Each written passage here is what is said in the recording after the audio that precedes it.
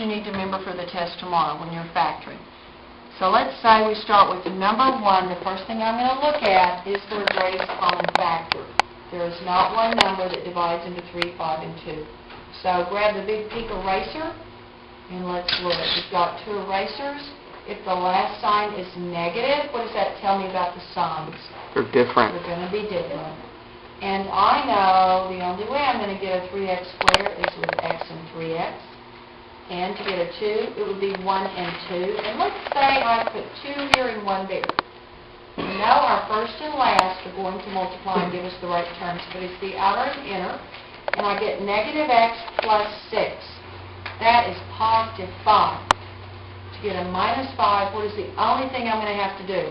Change the sign. That's right, Holly. Perfect. You go, girl. And always foil to check your work. Number 2 is a binomial. Does it have a GCF? Yes. Of 3. So I get this far. Can I factor 1 minus 16x squared? What is that called?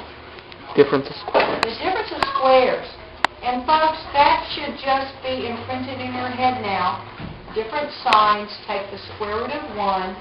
That's your first term. Square root of 16x squared, 4x, and 4x, and we're done. Okay? So, as you're taking your test tomorrow, you want to, number 1, think about the greatest common factor, right? Then if you have taken care of that question, if it is a binomial, you're looking for difference of squares. If it is a trinomial, place those numbers so that they will multiply and check on your trinomials. Now, there's an interesting trinomial that I want to look at. Let's look at number 12. When I look at 12, I'm thinking greatest common factor is 2.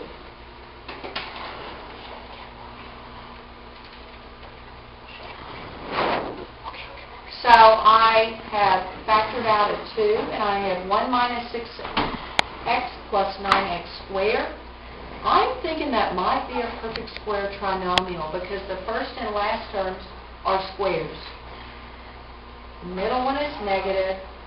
So that tells me that possibly it is a perfect square trinomial. Does this factor and work? Negative 3x minus 3x is minus 6x. And so you can write it in the form of a perfect square trinomial with a binomial square. Just write it like that. So don't forget to look for those. If it is a perfect square trinomial, then it factors as a binomial square. The last thing I want to point out is when you have 4 terms, like number 3, pair them up. Okay?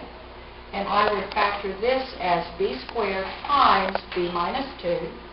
And I would factor this as 4 times b minus 2. And that's the whole idea. I want a common factor here. So I factor out b minus 2, and what is left? B squared plus 4. Can you factor the sum of squares? Absolutely not.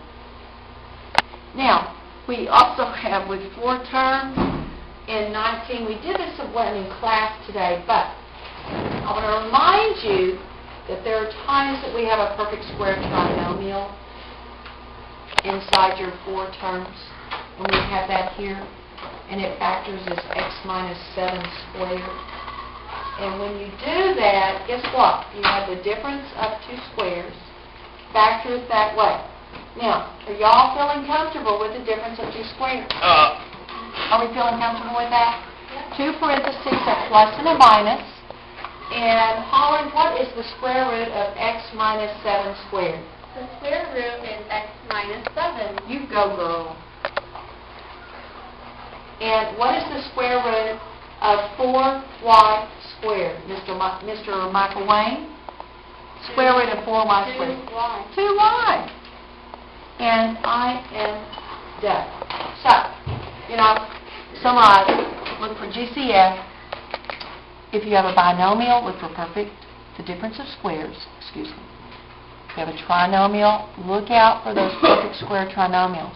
But, you know what? On a lot of these trinomials, you just need your good old big fat pink eraser. Trial and error.